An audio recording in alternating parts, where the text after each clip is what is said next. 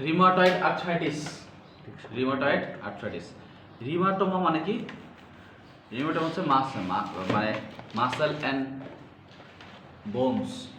Arthritis মানে এই arthritis মানে কি? Remorse and book. রিমাটোমা হচ্ছে related to the rheumatology or musculoskeletal illness.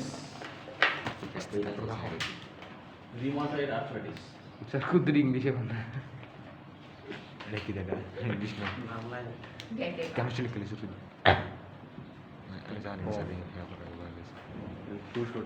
Rheumatoid হচ্ছে মাংসপেশি এবং হাড়ের রোগ।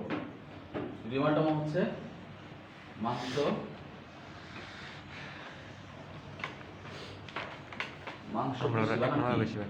মাংসপেশি বানান কি রে? হ্যাঁ, হাড় ও পেশির অসুখ।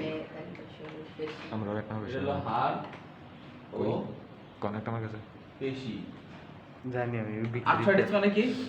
না বিকেটটা না পেশির লাস্টে অসুখ। যে একটা লিখলি মা মরেছে তো নিচে নেমে তার আর্থ্রাইটিস, এই দেখো, কল লিখলি যে আর্থ্রাইটিস মানে হচ্ছে জয়েন্টের প্রদাহটাকে বলা হয় আর্থ্রাইটিস। যেখানে তোমার আইটিস আছে, আইটিস মানে হচ্ছে আইটিস মানে কি? প্রদাহ, তাই না? জি স্যার। আইটিস মানে হলো প্রদাহ। আর আর্থ্রা মানে জয়েন্ট, আর্থ্রা মানে জয়েন্ট, জয়েন্টের প্রদাহকে বলা আর্থ্রাইটিস। রিমাটয়েড আর্থ্রাইটিস মানে আর্থ্রাইটিস অনেকগুলো টাইপ আছে। তার মধ্যে রিমাটয়েড আর্থ্রাইটিস হলো ওয়ান টাইপ অফ আর্থ্রাইটিস, এক ধরনের আর্থ্রাইটিসের টাইপ। তো বলো কি করব বাবা। তাহলে আর্থ্রাইটিস এটা রিমাটয়েড আর্থ্রাইটিস এটা টোটালি হচ্ছে related to the muscle and skeletal system বা জয়েন্ট। হাড়গোড়ের মধ্যে যদি কোনো, বিশেষ করে জয়েন্টের মধ্যে, আমরা মেইনলি করব হচ্ছে জয়েন্টের মধ্যে যদি প্রদাহ হয় দীর্ঘস্থায়ী অনেকদিন ধরে, এটাকে বলা হয় রিমাটয়েড আর্থ্রাইটিস। তাহলে এগুলো আসলে অনেক জটিল বিষয়, অনেক ভেতরকার কথা, কিন্তু মূল কথাগুলো বলবো আর কি। এগুলো অনেক ভাস্ট, অনেক ইলাবোরেট, এগুলোর উপর ডিগ্রি আছে। মানে মনে করে এই কয়েকটা রোগ মিলে একটা ডিগ্রি হয়। চিন্তা করো তাহলে এদের মধ্যে কত ধরনের নলেজ থাকতে পারে, কত বিশদ জ্ঞান এর মধ্যে আছে, অনেক আলোচনা আছে এর মধ্যে। যাই হোক, আমরা মূল বিষয়গুলো এখানে পড়বো। আর্থ্রাইটিস মানে কি? জয়েন্টের ব্যথা। তাহলে আমাদের কি হয়? এটা হলো তোমার কি বলে হাইপার সেন্সিটিভিটি টাইপ 4। মানে আমাদের দেহের মধ্যে যদি কোনো ফরেন সাবস্টেন্স ঢুকে, মানে বাইরে থেকে কোনো ধরনের ফরেন সাবস্টেন্স আমাদের শরীরে ঢুকেছে, তাহলে বডি কি করে? এটা ডিফেন্স করার চেষ্টা করে। তো এর মধ্যে 4 ধরনের আছে, টাইপ 1, টাইপ 2, টাইপ 3, টাইপ 4। এর মধ্যে টাইপ 4 যেটা আছে এটাকে বলা হয় late hypersensitivity. Type 4 hypersensitive মানে অনেক দিন ধরে হয়। মনে করো তোমার এখন সর্দি লাগলো, এটা হলো একদম টাইপ 1, মানে ইনস্ট্যান্টলি হলো, কয়েক ঘন্টার মধ্যে তোমার সর্দি লাগবে। যদি ডাস্ট পার্টিকেল কন্ট্যাক্টে যাও তোমার সর্দি লাগবে, টাইপ 1। আর যেগুলো হচ্ছে অনেক দিন ধরে হয় সেটা হলো type 4, delayed type of hyper sensitivity. মানে এটা ওয়ান কাইন্ড অফ দেহের মধ্যে কি হয়, যদি কোনো ডিফেন্স মানে কোনো বাইরের কোনো সাবস্টেন্স দেহের মধ্যে ঢুকে, আমার বডি সিস্টেম হলো এটা প্রিভেন্ট করবে। কিন্তু প্রিভেন্ট করার ক্ষেত্রে দেখা যায় যে প্রিভেন্ট করার সময় ভালো করতে গিয়ে বডির মধ্যে খারাপ কিছু করে ফেলে। মানে কথা বুঝছো না? ব্যাপারটা হচ্ছে কেমন, তোমার বাসায় চোর আসছে যে মানে তোমার মানে অনেক সময় মানুষ কনফিউশন থাকে, মানে মারতে যাবে চোর রে, ওই যে অনেক সময় ইয়ের মধ্যে বাজারের মধ্যে এরকম হয়। বাজারের মধ্যে যদি বলে যে এই চোর চোর চোর, মানে কে চোর কে কারে কি বলতেছে এটা বুঝে না সবাই, মানে গণহারে সবারই ভিড়ে। ব্যাপারটা হচ্ছে এরকম, মানে সবাই সবার ভিড়ে, মানে কথা বুঝছো না? একটা ভিড়ের মধ্যে যদি বলে যে চোর কোনটা, তুমি কিভাবে বুঝবা? সবাই বলে, মানে এটা কি অনেক ইন্টারেস্টিং আমার ব্যক্তিগত দেখা। সেটা হলো কি যে বাজারের মধ্যে কি একবার চোর আসছে, তো মানে চোর চোর চোর, মানে চোরেও বলে চোর চোর চোর, মানে ওরে ধরার কোনো সুযোগ নাই। মানে যে চুরি করছে বা ধরা পড়বো, সেও বলে এই চোর চোর ধর ধর ধর ধর, সেও বলবে, মানে কনফিউশন, বুঝছো না? তো আমাদের বডির মধ্যে হয় এরকম, হইলে কি হয়, আমাদের খারাপ করতে মানে ভালো করতে গিয়ে খারাপ করে ফেলে। নর্মালি আমাদের বডি ডিফেন্স সিস্টেম করবে এরকম যে আমাদের প্রিভেন্ট করবে, বাট এখানে কি হয় প্রিভেন্ট করতে গিয়ে অতিরিক্ত প্রিভেন্ট করে ফেলে। ফলে সেক্ষেত্রে বিশেষ করে এফেক্টেড হয় আমাদের হার্টগুলা এবং রিউমেটিক হার্ট ডিজিজও হয়। রিউমেটয়েড হার্ট ডিজিজ বা রিউমেটিক হার্ট ডিজিজ আমাদের হার্টের ভালভের মধ্যেও মানে ঝামেলা করে ফেলে। কী হয় ব্যাপারটা হচ্ছে যদি এটা তো অনেক দিন ধরে হয়, এটা তো আর একদিনে হয় না, অনেক দিন ধরে হয়। বিশেষ করে স্ট্রেপ্টোকক্কাস খেয়াল করে শুনে, এটা আগে শুনছিলে স্ট্রেপ্টোকক্কাসের নাম শুনছিল মনে আছে? এটা কমনলি পাওয়া যায়, ব্যাকটেরিয়ার মধ্যে এগুলো কমন, ইকোলাই ব্যাকটেরিয়া এগুলো কমন। স্ট্রেপ্টোকক্কাস যে ব্যাকটেরিয়া আমাদের নাকের মধ্যে বাস করে, এর অনেক জাত আছে, এর অনেকগুলো টাইপ আছে। তার মধ্যে টাইপের মনে নাই, স্ট্রেনগুলোর নাম মনে নাই, বাট স্ট্রেপ্টোকক্কাস নামক যে ব্যাকটেরিয়া আছে, এই ব্যাকটেরিয়া কী করে, তারা আমাদের শরীরের মধ্যে যখন ঢুকে তখন বডি ডিফেন্স সিস্টেম শুরু করে যে এগুলার প্রতিহত করবে। তো তারা কি করে, একটা অ্যান্টিবডি তৈরি করে ফেলে। মানে তোমার শরীরের মধ্যে যদি কোনো স্ট্রেপ্টোকক্কাস ঢুকে, সামহাও কীভাবে ঢুকবে, মানে কারণে সিস্টেমেটিক ঢুকতে পারে, তোমার টনসিলাইটিস হয়েছে, প্রদাহ হয়েছে কোথাও, ইনফেকশনের কারণে ঢুকতে পারে। তাহলে এই স্ট্রেপ্টোকক্কাস দিয়ে যদি তুমি যে এফেক্টেড হয়, তাহলে তোমার শরীরের ভিতরে কী তৈরি হবে, শরীরের ভিতরে অ্যান্টিবডি তৈরি হবে, যেটা আমাদের বডি ডিফেন্স সিস্টেম এটাকে প্রিভেন্ট করার চেষ্টা করতেছে। খেয়াল করো, এগুলো কিন্তু বইয়ের মধ্যে কথা, বইয়ের কথা না। তাহলে এই যে অ্যান্টিবডি তৈরি করে, এই অ্যান্টিবডির একটা মানে ক্রস রিঅ্যাকশন হয়। ক্রস রিঅ্যাকশনটা কি? ক্রস রিঅ্যাকশন হচ্ছে মানে ব্যাপারটা হচ্ছে, আমি একটা মেশিন গান বানালাম, মেশিন গান দিয়ে শুধু মানে আবরার সাকিবকে মারতে পারবো। হ্যাঁ, মানে আমার টার্গেট হলো আমি এটা বানাচ্ছি শুধু যে ওকে মারার জন্য, কিন্তু মানে আবরার সাকিবের সাথে ফাহাদের চেহারা মিল আছে। মানে সামহাও ওর চেহারার সাথে ওর চেহারা মিল আছে, একদম মনে হচ্ছে ওর চেহারা আর ওর চেহারা সেম। তাহলে আমি কিভাবে ডিফারেন্সিয়েট করব? আমি তখন ডিফারেন্সিয়েট করতে পারি না। তখন কি হয়, তখন আমি কি করি, ওরে মারতে গিয়ে ওরে মেরে ফেলি, বা ওরে মেরে ফেলি। তাহলে ব্যাপারটা হচ্ছে এটাকে অ্যান্টিজেনিক মিমিক্রি বলে। মানে তোমার শরীরে যে কিছু কিছু প্রোটিন স্ট্রাকচার, বিশেষ করে এম প্রোটিন, এটা ওই স্ট্রেপ্টোকক্কাসের যে গঠনটা ছিল, আমাদের জয়েন্ট, হাড়ের যে জয়েন্ট আছে, এই জয়েন্টের প্রোটিনের স্ট্রাকচার সেম। তো অ্যান্টিবডি তৈরি হয়েছে একটা, সে কি করবো, ওই স্ট্রেপ্টোকক্কাসের যে আছে এম প্রোটিন আছে, প্রোটিন যেটা আছে, এই স্ট্রেপ্টোকক্কাসের যে প্রোটিনের সাথে জয়েন্টের যে প্রোটিনগুলো আছে, এই প্রোটিনের মধ্যে মিল আছে। মিল থাকলে কি হয়, মিল থাকতে আমাদের ওই অ্যান্টিজেনগুলা বা অ্যান্টিবডিগুলো যেটা তৈরি হইল, ওরা কি করবে, জয়েন্টের ওই প্রোটিনের সাথে রিঅ্যাকশন করবে।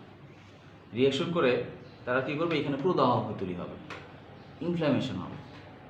এটা আবার অ্যাকিউট হতে পারে অথবা ক্রনিক হতে পারে। ক্রনিক মানে দীর্ঘদিন ধরে, আর অ্যাকিউট মানে এটা প্রোগ্রেসিভ, হঠাৎ করে অনেক বেড়ে যায়। বেড়ে গিয়ে কী হবে, এই জয়েন্টের মধ্যে আমরা পড়ছিলাম, একটা জয়েন্টের মধ্যে সানিভেল জয়েন্টে কী থাকে, সানিভেল ফ্লুইড থাকে, তারপর একটা হাড় থাকে, তার হাড়ের মধ্যে কী থাকে, কার্টিলেজ থাকে, তারপরে এর আশেপাশে ফ্লুইড থাকে, তারপর মেমব্রেন, সানিভেল মেমব্রেন থাকে। এই সকল জায়গায় প্রচুর ব্লাড সাপ্লাই তৈরি হয়, যেখানে মনে করবা যে প্রদাহ হবে, মানে এখানে মারামারি তৈরি হচ্ছে, মারার কথা ছিল কাকে, স্ট্রেপ্টোকক্কাস এবং ব্যাকটেরিয়া। কিন্তু এখন ওই অ্যান্টিজেনিক মিমিক্রির কারণে কি হয়, বিশেষ করে আমাদের সমস্যা হলো হার্টের ভালভের সমস্যা হয়। হার্টের ভালভের মধ্যেও কি থাকে, হার্টের ভালভের স্ট্রাকচার যেরকম, আমাদের ওই জয়েন্টের প্রোটিনের স্ট্রাকচার একরকম, আবার ওই স্ট্রেপ্টোকক্কাসের প্রোটিনের স্ট্রাকচার সেম। যার জন্য কি হয়, এই অ্যান্টিবডি যেটা তৈরি হলো, মানে মেশিন গান যেটা তৈরি হয়েছে, এই মেশিন গান তিনটারে ঝামেলা করে। মানে ব্যাকটেরিয়া তো মূল্য আমার তো সমস্যা নেই, কিন্তু সমস্যা হলো ওই যে আমাদের হার্টের যে ভালভের প্রোটিন আছে, এই প্রোটিনের সাথে মিল আছে, এবং ব্যাকটেরিয়া আমাদের জয়েন্টের এই প্রোটিনের সাথে মিল থাকার কারণে কি করে, তারা অনেক দিন ধরে আমাদের হার্টের ভালভে ক্ষয় করে। যে বলে হার্টের ভালভ নষ্ট হয়ে গেছে, আবার জয়েন্টে ব্যথা হচ্ছে, এবং বিশেষ করে এখন কথা হলো যে এটা নর্মালি তোমার বয়স যাদের বলে যে 20 বছরের পরে বা 22 বছরের পরে আর এই হয় না, বাত জ্বর বা রিউমাটয়েড আর্থ্রাইটিসগুলো বা বাত জ্বরগুলো নর্মালি বয়স্ক বয়সে হয় না, যদি ইনিশিয়াল স্টেজেই হয় তাহলে এটা হইতে পারে।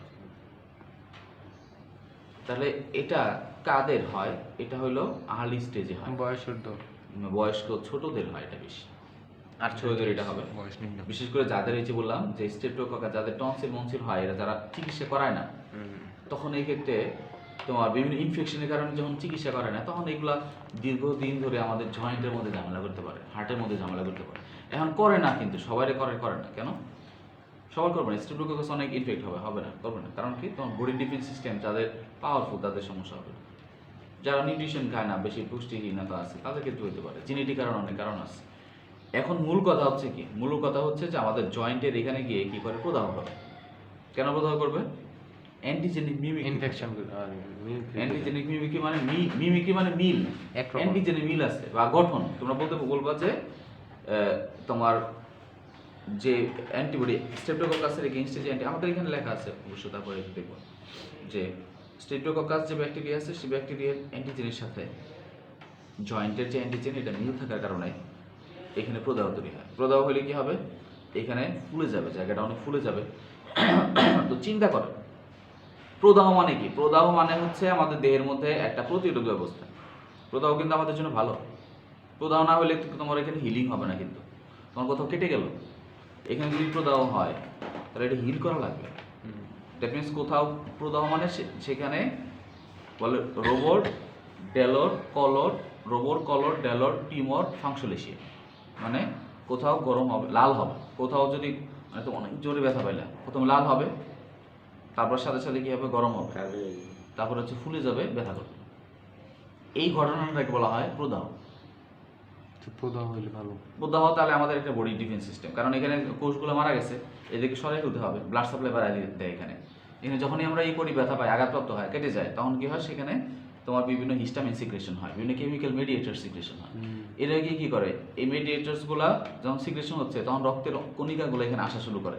এসে এখানে যখনই আসতেছে, তখন এখানকার রক্ত কণিকাগুলো মোটা হয়ে যায়, এক্সটেন্ডেড হয়ে যায়, ভেজোডাইলেশন হয়, এবং এদের ভেদ্যতা বেড়ে যায়, সব রক্তকণিকা এখানে আসা শুরু করে। তখন দেখবো যে হাত দিলে গরম লাগতেছে, কারণ ব্লাড সাপ্লাই এখানে বেড়ে গেছে। তো প্রদাহ হইলে এই ঘটনাটা করে। তো জয়েন্টের মধ্যে যখন এরকম প্রদাহ হবে, জয়েন্ট এখানে ফুলে যাবে। আর এটা চিন্তা করো, এটাতে প্রদাহ একদিন হলো না, ঠিক আছে, প্রদাহ অনেক দিন ধরে হচ্ছে। যেখানে মনে করবো প্রদাহ অনেক দিন ধরে থাকে, সেখানে ডিস্ট্রাকশন হয়, এখানে ফাইব্রোসিস হয়, বিভিন্ন ফাইবার এসে কোলাজেন ফাইবার টাইবার এগুলো এসে জয়েন্টগুলোকে কী করে দেয়? জয়েন্টগুলো ফিক্স করে দেয়। মানে তোমার যদি পায়ের জয়েন্টের কথা বলি, এটা মেনলি হচ্ছে ছোটো ছোটো জয়েন্ট আগে হয়, বিশেষ করে যাদের দেখবে যে হাত পা ডিফর্মিটি হয়েছে। কারোর দেখো নাই যে আঙ্গুলগুলা বেঁকে গেছে, বাঁকতে দেখো না কখনো? দেখো যে আঙ্গুলে ডিফর্মিটি হয়েছে, সোয়ান নেক ডিফর্মিটি হবে, যেরকম এই যে এরকম ডিফর্মিটি হতে পারে। হ্যাঁ, দেখছো কোথাও? হ্যাঁ, এই যে এরকম ডিফর্মিটি হতে পারে, এই যে আঙ্গুলগুলো এরকম হবে, এই যে এরকম হবে, এরকম হয়ে যাবে, সোয়ান নেক ডিফর্মিটি হবে। তারপরে এই যে এরকম হতে পারে, মানে আঙ্গুলগুলো ডিফর্মিটি হবে। আবার বাইকে যেতে পারে, যেরকম করে বাইকে যাবে, ঠিক আছে, তো এরকম করে বেঁকে যাবে। কারণ কি? ওই যে জয়েন্টগুলোর মধ্যে কি দীর্ঘদিন ধরে অনেক দিনের হচ্ছে না, ইনফ্লামেশন হচ্ছে, প্রদাহ, ব্যথা করবে।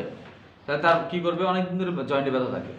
তাহলে জয়েন্টে যখন ব্যথা হচ্ছে, এই জয়েন্টের মধ্যে আমাদের কি আছে? জয়েন্টের মধ্যে কি থাকে আমরা জানি?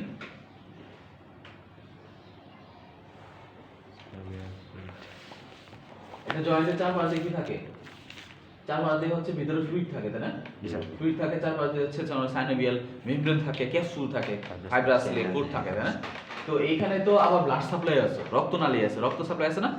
তো রক্ত সাপ্লাই যদি থাকে, তাহলে ওই যে বললাম যে অ্যান্টিজেনের সাথে মিল আছে, মিল থাকার কারণে এখানে প্রদাহ হবে। প্রদাহের কারণে কি হবে? ব্লাড সাপ্লাই অনেক বেড়ে যাবে, ব্রেকের জায়গাটা লাল হবে। এবং অনেক দিন ধরে যেখানে প্রদাহ হয়, সেখানে মনে রাখবা, যেখানে অনেক দিন ধরে প্রদাহ হয়, সেখানে বিভিন্ন সাবস্টেন্স জমা হয়, বিভিন্ন পদার্থ জমে যখনই তোমার জমে যাবে, এবং এখানে ডিস্ট্রাকশন হইতে থাকবে। মানে এই যেখানে তো কার্টিলেজ আছে না, চারপাশে কার্টিলেজের আবরণ আছে না, এটাতে কার্টিলেজের আবরণ আছে। তো এই কার্টিলেজের আবরণ যেটা আছে, এখানে প্রদাহ হইলে এই ফ্লুইডগুলোর মধ্যে হচ্ছে ফ্লুইডগুলো চেঞ্জ হবে, এখানে তোমার কেমিক্যাল মেডিয়েটরস আসা শুরু করবে, এবং এক পর্যায়ে এগুলো ডিস্ট্রাকশন হওয়া শুরু করে। এই যে এই কার্টিলেজ যেগুলো আছে, এগুলো মানে ক্ষয় হওয়া শুরু করে, এবং এখানে মানে বিভিন্ন পদার্থ জমে এগুলো ফিক্স হয়ে মানে হয়ে যায়, জয়েন্টগুলো একদম ফিক্স হয়ে যায়। তুমি জয়েন দেখবো যে একদম ইয়ে করতে পারতেছে না, অনেক দিন ধরে জয়েন হবে, এটা তো 2-1 দিন হয় না, অনেক দিন, কয়েক বছর পর দেখবো যে জয়েন্টগুলো নাড়াইতে পারতেছে না, সে একটা লেভেলে গিয়ে সে মানে ফিক্স হয়ে গেছে। অথবা আমার নিজের পরিচিত লোকই একজন আছে, মানে ক্যাট কলেজের টিচার ছিল, ওনারই এরকম হয়েছে। উনি এখন অবশ্যই একটু আগের চেয়ে একটু ভালো করে হাঁটতে পারেন, একেবারে জয়েন্ট ফিক্স হয়ে যায়। আমার মামা আছে, চাচাতো মামা আছে, ওনার মানে সব শরীরই একদম পাওয়ারফুল, শুধু জয়েন্টটা, পায়ের জয়েন্টটাই সে বাঁকা করতে পারে না ভালো করে। চিন্তা করো এরকম। বিশেষ করে মহিলারা বেশি অ্যাফেক্টেড হয়, পুরুষরাও হয়, বাট মহিলারা একটু বেশি অ্যাফেক্টেড হয়। এগুলো অনেকগুলো টাইপ আছে, এগুলো অনেক কিছু বিষয় জানার বিষয় আছে, আমি শর্ট করে বলতেছি আর কি। এইটাই হলো আমাদের রিউমাটয়েড আর্থ্রাইটিসের কারণ। আর রিউমেটিক হার্ট ডিজিজ কীভাবে হয়, ওই একই প্রসেস, যেহেতু অ্যান্টিজেনের সাথে মিল আছে ওই হার্টের ভালভের সাথে, তো ওরা কি করে, ওরা যখন ওই ব্যাকটেরিয়াকে মারতে যায়, যখন হার্টের ভালভ নষ্ট হয়ে যাচ্ছে তখন কি হবে, হার্টের ভালভ যখন অনেকদিন ধরে মানে এখানে ক্যালসিয়াম জমবে, এখানে ফাইবার জমবে, বিভিন্ন ফাইবার এসে হার্টের ভালভগুলো কি ফিক্স হয়ে যাবে। ফিক্স যখন হয়ে যাবে তখন এখানে ভালভ খুলবেও না, বন্ধ হবে না, অথবা খুললে মানে খুলতে ঝামেলা হবে না, বন্ধ হইতে ঝামেলা হবে, তখন কি হবে, স্টেনোসিস হবে, তখন এটা হার্ট ফেইলিওরের দিকে চলে যাবে। স্টেনোসিস, এটাকে স্টেনোসিস অথবা রিগার্জিটেশন, বিভিন্ন ধরনের হার্টের ডিজিজ হবে। কথা বুঝছো কিনা? দরজাটার মধ্যে যদি আমি লাগাই দিই, মানে ওই সাইড দিয়ে যদি লাগাই দিই, কি বলে বিভিন্ন জিনিস মানে স্ক্রু লাগাই দিই, তাহলে কি ভালো করে এটা কি করতে পারবো, হবে। এরকম করে হার্টের ভালভগুলো কি হয়, এখানে বিভিন্ন কেমিক্যাল সাবস্টেন্স, বিশেষ করে ক্যালসিয়াম জমে, ফাইবার জমে, এগুলো শক্ত হয়ে যায়, ফলে হার্ট ভালভ খুলতে পারে না, লাগাইতে পারে না, অথবা দুইটাই করতে পারে না, অথবা যে কোনো একটা করতে পারে না। তখন কি হার্ট পাম্প করে রক্তগুলো যে ওয়ান ওয়ে ডিরেকশনে পাস করবে, এটা করতে পারে না, তখন হার্ট ফেলিয়ার হয়ে যায়। এটা তো হঠাৎ করে হয় না, এটা দীর্ঘদিন ধরে হয়। এর জন্য তাহলে ওষুধ কি? ওষুধ হলো penicillin, drug of choice is penicillin, তোমাদের বই লেখা আছে। এবং পেনিসিলিন তোমাদের খাইতে হবে একদম মানে 10 বছর খাইতে হবে, 10 বছর, 10 থেকে 15 বছর পর্যন্ত পেনিসিলিন খেতে হবে। যে কারো যদি তোমার 10 বছর, 8 বছর, 7 বছর ধরা পড়ে, তাকে তাহলে 25 বছর পর্যন্ত খেতে হবে পেনিসিলিন।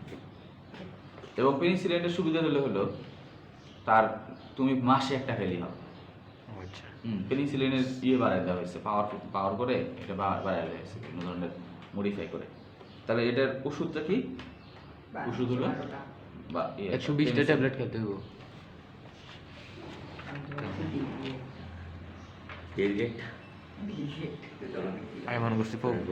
আমি বুঝি প্রতিবেলা একটা, ঘন্টা একটা। লেখো, রিউমাটয়েড আর্থ্রাইটিস হলো দীর্ঘদিন ধরে চলা এক ধরনের অসুখ। রিউমাটয়েড আর্থ্রাইটিস হলো এটা হলো অস্টিও আর্থ্রাইটিস, এটা হচ্ছে রিউমাটয়েড আর্থ্রাইটিস। আচ্ছা, রিউমাটয়েড আর্থ্রাইটিস হলো দীর্ঘদিন ধরে চলা এক ধরনের অসুখ, যেটি সাধারণত অস্থির সন্ধিতে প্রদাহ করে।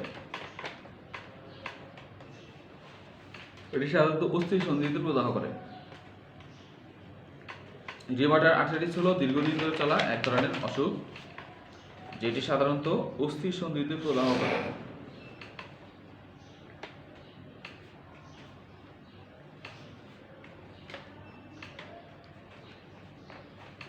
রিউমাটয়েড আর্থ্রাইটিস হলো দীর্ঘদিন ধরে চলা এক ধরনের অসুখ, যেটি সাধারণত অস্থির সন্ধিতে প্রদাহ করে।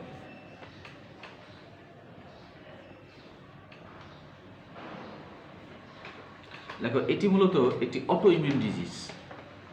তাহলে দেখো, চিন্তা করো, তোমার বডির ডিফেন্স সিস্টেমে কিন্তু তোমার বডির উপর কাজ করলো। মানে ওই যে বললাম না, ওই যে কি দিয়ে যেন কি আনা জানো, এরকম একটা আছে না, খাল কেটে কুমির আনছো। মানে তোমার দেহের মধ্যে, দেহের বডির সিস্টেম, তোমার দেহের জিনিসটার উপর তোমার কাজ করতেছে। ওরা তৈরি হচ্ছে দেহের মধ্যে ভালো কাজ করার জন্য, কিন্তু ওরা কি করতেছে, ওরা অন্ধ, ওরা বুঝতেছে না, ভালো করে ডিফারেন্সিয়েট করতে পারে না। নেক্সট তারপর লেখো, এটি মূলত একটি অটো ইমিউন ডিজিজ। এটি মূলত একটি অটো ইমিউন ডিজিজ। এটি মূলত একটি auto immune disease. Auto, AUTO, auto immune, IMMUNE, auto auto immune, AUTO, auto immune, IMMUNE। তোর বিয়ে করাটা তোর কি দেবো বাংলা কাজ করে বাংলা অটোইমিউন ডিজিজ অর্থাৎ দেহের ত্রুটিপূর্ণ রোগ প্রতিরোধ ব্যবস্থার জন্য এই রোগ হয়ে থাকে। দেহের ত্রুটিপূর্ণ রোগ প্রতিরোধ ব্যবস্থার জন্য মানে আমাদের যে বডি ডিফেন্স সিস্টেম থাকবে ওরা আসলে বুঝতে পারে না, ওরা কানা, এটা ধরতে পারে না ভালো করে। ফলে কি হয়, নিজের লোককে মেরে ফেলে। ত্রুটিপূর্ণ রোগ প্রতিরোধ ব্যবস্থার জন্য এই রোগ হয়ে থাকে।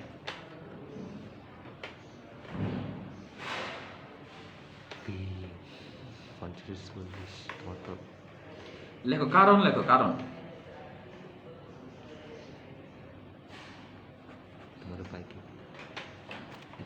লেখো জিনগত এবং পরিবেশগত কারণ।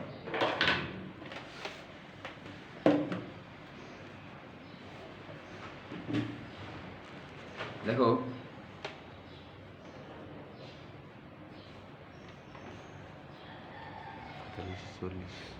দাঁড়িয়ে লেখো ধূমপান বিভিন্ন ব্যাকটেরিয়া সংক্রমণ অন্যতম।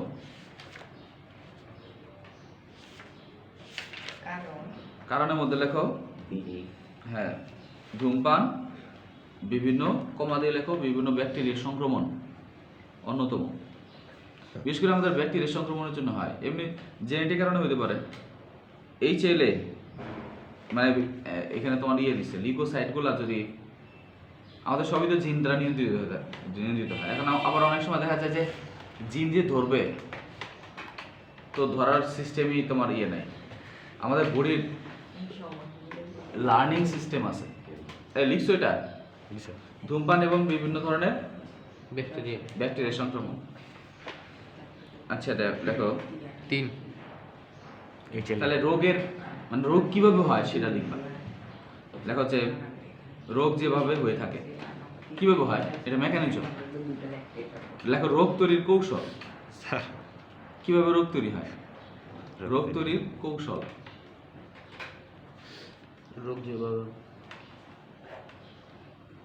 দেখো যে কোনো কারণে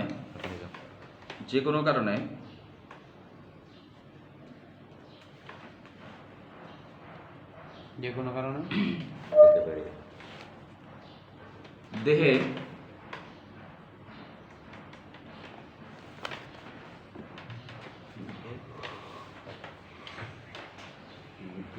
আচ্ছা দেহে রোগ প্রতিরোধকারী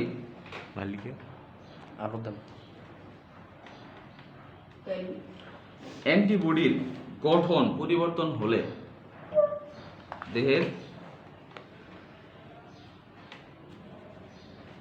রোগ প্রতিরোধকারী অ্যান্টিবডি পরিবর্তন হলে অ্যান্টিবডির গঠন পরিবর্তন হলে নিজ দেহের অন্য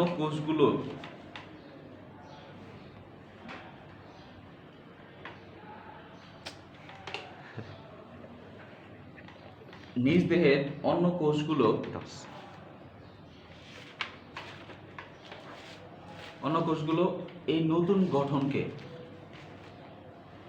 গঠনকে চিনতে পারে না।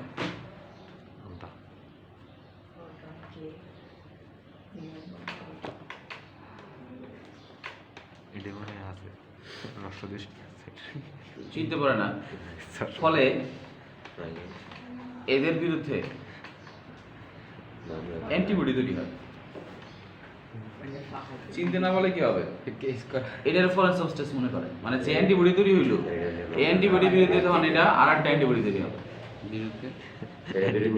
অ্যান্টিবডি তৈরি হয়। লেখো এই অ্যান্টিবডি রক্তের মাধ্যমে জয়েন্টে চলে যায়, অস্থিসন্ধিতে চলে যায়। অ্যান্টিবডি রক্তের মাধ্যমে অস্থিসন্ধিতে চলে যায়।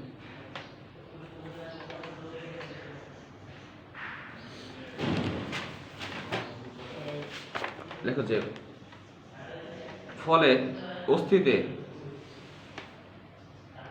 প্রদাহ সৃষ্টি হয়,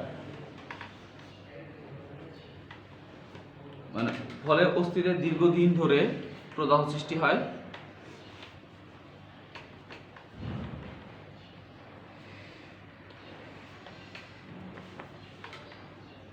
সৃষ্টি হয় এবং অস্থিসন্ধিতে বিভিন্ন পদার্থ জমতে থাকে।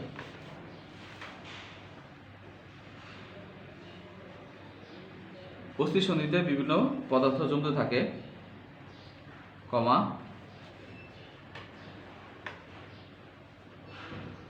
অস্থিসন্ধিতে বিভিন্ন পদার্থ জমতে থাকে, কমা অস্থিসন্ধি হার ক্ষয় হয়ে যায়। অস্থিসন্ধির হার ক্ষয় হয়ে যায়, কমা অস্থিসন্ধির হার ক্ষয় হয়ে যায়।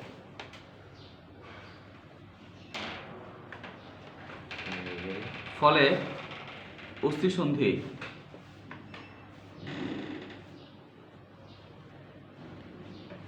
ব্যথা করে এবং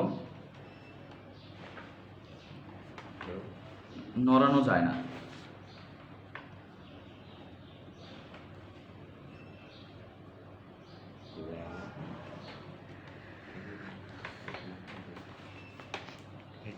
আচ্ছা, এটি এটি এটি রোগের মূল কারণ।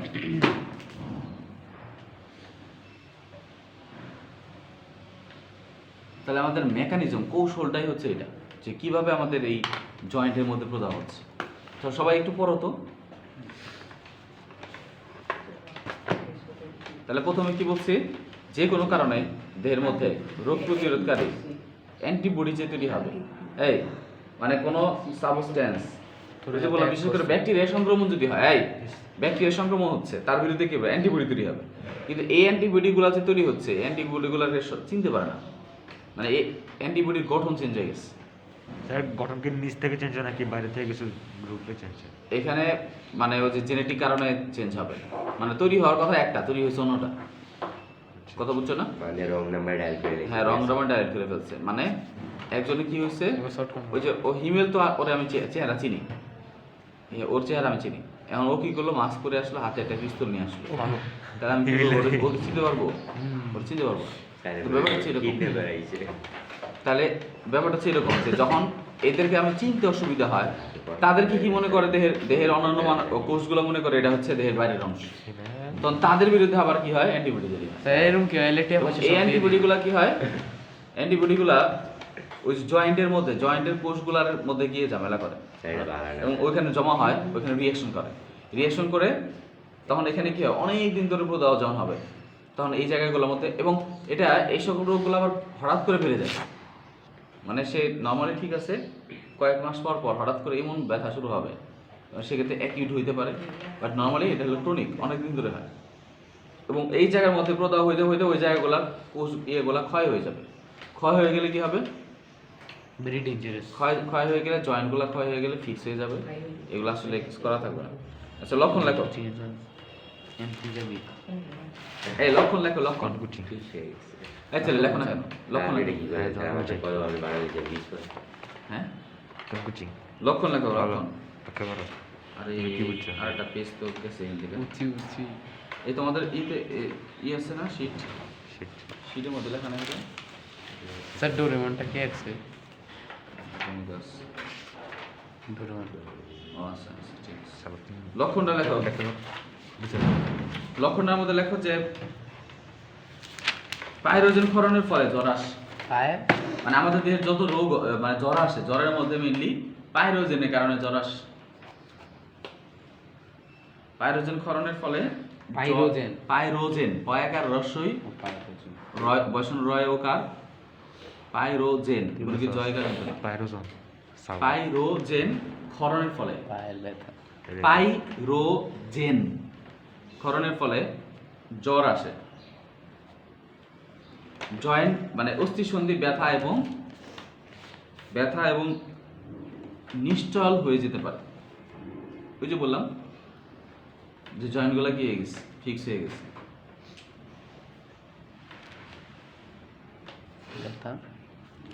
অস্থিসন্ধিতে ব্যথা এবং নিশ্চল হয়ে যেতে পারে।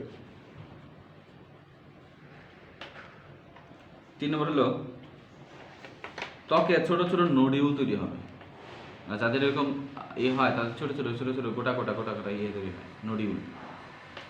ত্বকে ছোট ছোট নডিউল তৈরি হতে পারে।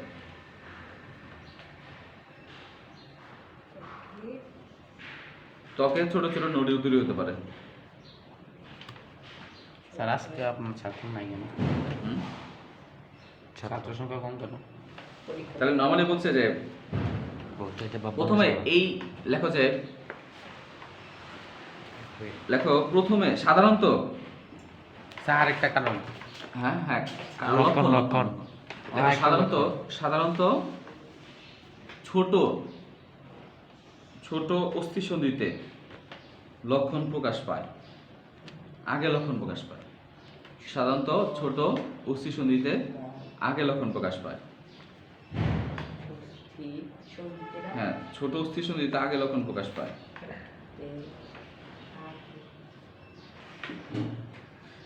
বিশেষ করে হাতের আঙ্গুলে।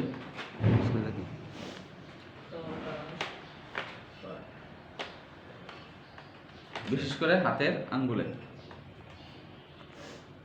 এই দেখো আঙ্গুল কেমন হয়ে গেছে তোমাদের, এই যে এইটা দেখাচ্ছে সোয়ান নেক ডিফর্মিটি বলা হয়। ডিস্টাল ইন্টারফ্যালাঞ্জিয়াল জয়েন্ট হলো, দ্যাট মিন্স এটা প্রক্সিমাল ইন্টার, দ্যাট মিন্স এই যে এরকম হবে, এরকম হয়ে যাবে। সাইড না হাত না দেখলাম না। হ্যাঁ, পারবো না, না স্যার। এরকম হয়ে গেছে। আচ্ছা এই যে এরকম হয়ে গেছে। স্যার আঙুলটা স্যার আরেকটা মানে এটা যদি ইয়ে হয় মানে ধাক্কা দিতে হবে, ধাক্কা ছাড়া হবে না। এই যে এরকম হয়ে গেছে, এটা বলা হয় সোয়ান নেক ডিফর্মিটি। মানে এটা হচ্ছে হাঁসের, হ্যাঁ হ্যাঁ এক আঙ্গুল দিয়ে কেমনি, হ্যাঁ ঠিক আছে, এটা হচ্ছে সোয়ান নেক ডিফর্মিটি হবে। বিশেষ করে কোন জয়েন্টের মধ্যে হবে? এটা হবে হলো এই যে আমাদের যে আমাদের বলছিলাম মনে আছে কি কি, এটা কি বলে? এই জয়েন্টগুলোর কি বলে, মানে এই হাড়গুলোর কি যেন বলে? কার্পাল। কার্পাল। এটা হচ্ছে মেটাকার্পাল। এটা কি বলে? মেটাকার্পাল। আর এই আঙ্গুলের জয়েন্টগুলো, আঙ্গুলের ইয়ে বলার কি বলে? হাড়গুলো ফ্যালাঞ্জিস। তো এই যে এটা হলো প্রক্সিমাল, এটা হলো ডিস্টাল। এই যে এই জয়েন্টগুলোর মধ্যে কি হবে? এটা ফিক্স হয়ে থাকবে, মানে এগুলো কাহিনী আছে, মূল কথা হচ্ছে এরকম হয় হবে, ঠিক আছে, এরকম ডিফর্মিটি হবে। দেখো তো অনেকের এরকম আছে, সোজা করতে পারবে না। আবার এরকম এরকম হবে, এরকম ডিফর্মিটি হতে পারে। এই দেখো পরেরটা দেখো, সোয়ান নেক ডিফর্মিটি। হ্যাঁ, এগুলো ইয়ে করতে হবে, এক্স তোমার ইয়ে করে তোমার কাটটা হালাই দিতে হবে। কাটটা ইয়ে করতে হবে, সার্জারি করতে হবে। ইয়ে তো পেনিসিলিয়াম। নেক্সট তারপর কি বললাম?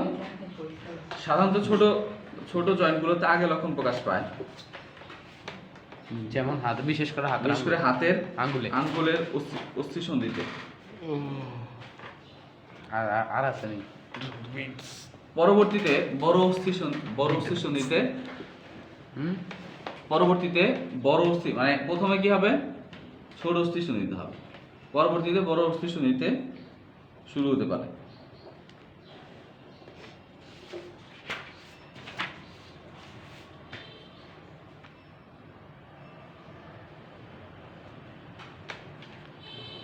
দেখো কখনো কখনো রোগটি বেশি খারাপের দিকে যেতে পারে, বুঝতে বললাম। তখন কখনো কি হবে বলতে পারে, দেখা যাবে কয়েক মাস পর পর ওই যে তখন ইয়ে বলে, তখন মানুষ বলে বাত ব্যথা, মানে বাত জ্বর, ভাতে ব্যথা। বাতে ব্যথা। তখন ওই যে পায়ের মধ্যে দেখবে একটা দিন পরে, দেখছো এই খেয়াল করছো কি, দেখবে যে পায়ের মধ্যে কালো একটা হচ্ছে, ব্যাসের মধ্যে পরে, হাতের মধ্যে পরে, এগুলো করে কোনো লাভ নাই, একটু লাভ নাই। একেবারে ওষুধ না খাই তোমার লাভ আছে? কলকাতা ওষুধ না খাই তোমার হার্টের পেশেন্ট, তেঁতুল খাইলে লাভ আছে? না স্যার। কোনো লাভ নেই। ওষুধ খেতে হবে, টার্গেটিং এ কাজ করতে, একদম তোমার স্পেসিফিক জায়গায় কাজ করতে হবে, বুঝছো না? আর এগুলো তো মানে গ্রামগঞ্জে অন্ধবিশ্বাস, ফ্যাশন। যারা কবিরাজ আছে তাদের তো ব্যবসা চালিয়ে রাখতে হবে, বিজনেস চালিয়ে রাখতে হবে না এগুলো। এগুলো যারা লোয়ার ক্লাস সোসিও ইকোনমিক যারা আছে তারা এরকম করে, যারা হায়ার ক্লাস আছে তারা এরকম করতে যাবো। কলকাতার বল। মেডিকেল সায়েন্সের পড়াশোনা হচ্ছে একদম লেটেস্ট এবং এটা সায়েন্টিফিক, বুঝছো না? তোমার কাছে মনে হচ্ছে যে এরকম কেমন কি, এগুলো অনেক তোমার স্টাডি করা, অনেক কিছু এর মধ্যে আছে, বুঝছো না কথা? মানে সুপ্রিম লেভেলের যে চিকিৎসা সেটা হলো আমাদের মেডিকেল সায়েন্সের স্টাডি। তারপরে হয়তো বা তোমার হইতে পারে কি, সেকেন্ডলি হচ্ছে আমরা এমন বলবো না যে আগে তো মানুষ এই ওষুধপাতি এত খাইতো না, তখন কি খাইতো? তখন হার্বাল টার্বাল ইয়ে খাইতো না, গাছন্দ খাইতো। কিন্তু আমাদের মূল আমাদের যে ওষুধ ওরা কিন্তু ওইখান থেকে আসে। স্যার কোষের প্রাণ এই শোনো কেন্দ্র। আমি কথাটা কি বলি, মানে আমাদের যে মূল ওষুধটা কিন্তু ওই গাছের অথবা বিভিন্ন জিনিস থেকে বানায়, কিন্তু এখানে কি করে এরকম স্পেসিফিক জিনিসটা নিয়ে আসে। কিন্তু তোমার যে ওই যেগুলো আছে হার্বাল টার্বাল যেগুলো আছে এটা হচ্ছে গদ বাদা সবই নিয়ে আসে।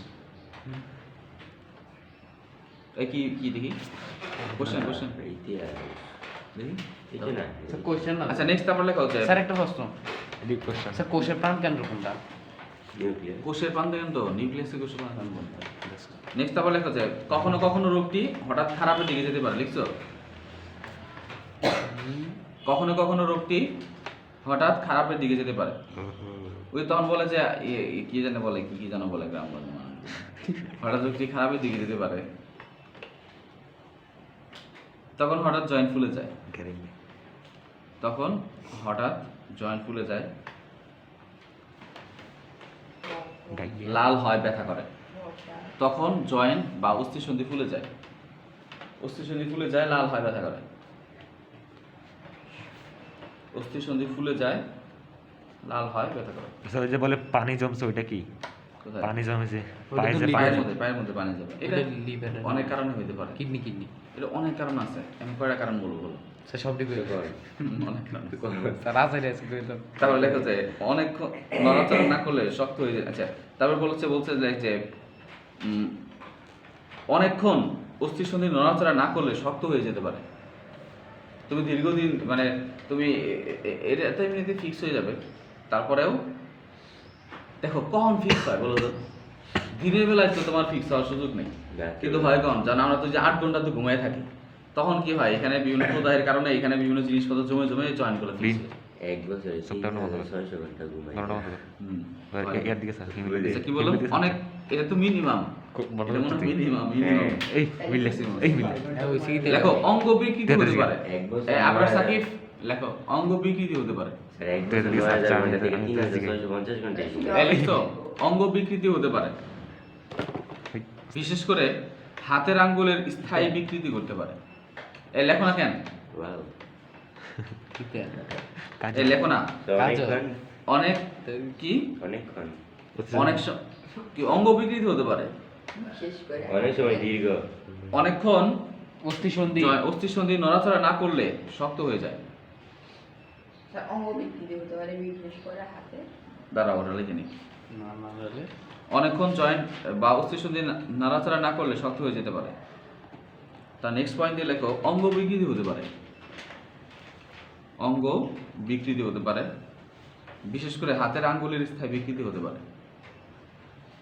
হাতের আঙ্গুলের স্থায়ী বিকৃতি হবে, ওই যে বললাম সোয়ান নেক ডিফর্মিটি হবে, তারপর হচ্ছে বুটন ইয়ার ডিফর্মিটি হবে। এই ধরনের ডিফর্মিটি কি বলে? অনেক বুটন ইয়ার ডিফর্মিটি। সেটাকে এই ধরনের ডিফর্মিটি বলা হয় সোয়ান নেক ডিফর্মিটি। এরকম হয়ে যাবে, আঙ্গুলে এরকম হয়ে যাবে, দুইটা শেষ। আঙ্গুল এরকম হয়ে যাবে, এটাকে বলা হয় সোয়ান নেক ডিফর্মিটি।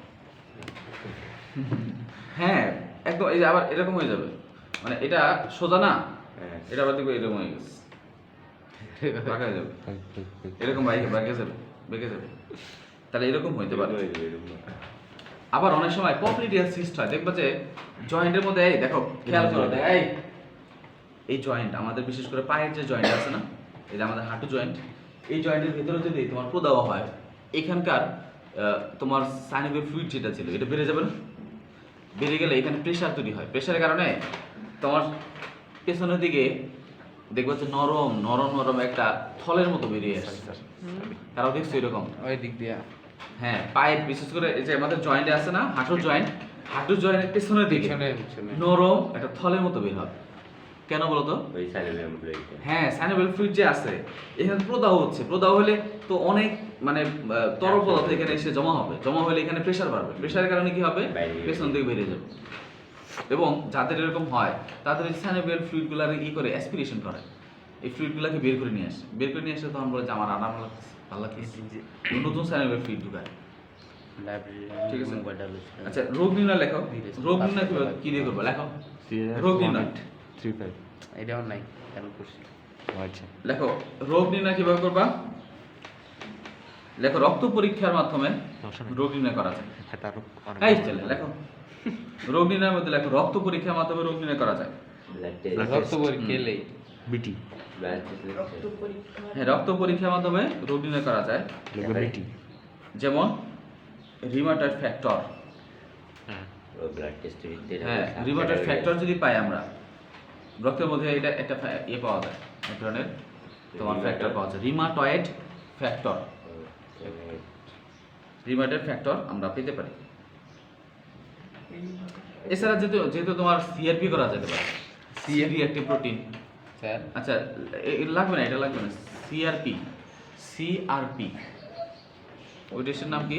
সিআরপি। এটা স্পেসিফিক না, নন স্পেসিফিক, টিআরপি মানে দেহের মধ্যে কোথাও প্রদাহ বেশি হইলে এটা বাড়বে এমনিতেই, কিন্তু রিমোটার আর্থ্রাইটিসের জন্য যে বাড়ছে এটা স্পেসিফিক না, কথা বুঝছো না? যে সব আর্থ্রাইটিসের মধ্যে বাড়ে, মানে সব কিছুর মধ্যে প্রদাহের মধ্যে বাড়বে। তো প্রদাহ হয়েছে কিনা সেটা আমরা দেখতে পারি সিআরপি দ্বারা, বা কতটুকু প্রদাহ হয়েছে তারা একটা লেভেল দেখতে পারি। তারপরে তো এক্সরে, এক্সরে হ্যাঁ, বা এক্সরে পরীক্ষা। আমরা এক্সরে মাধ্যমে দেখতে পারি যে ডিফর্মিটিটা কোন দিকে হয়েছে বা হয়েছে কিনা। বিভিন্ন এখানে ক্লাসিফিকেশন থাকে। এক্সরে পরীক্ষা ওষুধ আচ্ছা ওষুধ তো অনেক ধরনের আছে। প্রতিকার লেখো, পেনিসিলিয়াম প্রতিরোধের মধ্যে লেখো স্যার প্রতিকার। হ্যাঁ প্রতিকার এবং প্রতিরোধ একসাথে লেখো। এবং প্রতিরোধ লেখো অত্যধিক অত্যধিক পরিশ্রম আর ভারী কাজ থেকে বিরত থাকা, মানে খুব বেশি পরিমাণে এক্সারসাইজ করা যাবে না। যাদের জয়েন্টে ব্যথা আছে তাদেরকে কি করতে হবে? তারপরে কি করতে হবে বলো? মানে ওই যে অনেক সময় ইয়ে পাওয়া যায়, এক ধরনের, অনেকে দেখবা যে এক ধরনের থলে আছে, প্লাস্টিকের থলে পাওয়া যায়, এর মধ্যে গরম পানি ঢুকে শেক দেয়। হ্যাঁ শেক যে দেয়, এই শেক যে দেওয়ার জন্য যে ব্যাগ আছে, এই ব্যাগে তোমাকে গরম পানি শেক দিতে হবে। জয়েন্টের মধ্যে যেখানে হবে ঝামেলা হবে, এখানে গরম পানি। দেখো যন্ত্রণাদায়ক গিটের উপর কুসুম কুসুম সেক দেওয়া। যন্ত্রণাদায়ক, হ্যাঁ এটা করতে হবে। ছেকা দাও যন্ত্রণাদায়ক গিটের উপর কুসুম কুসুম সেক দেওয়া।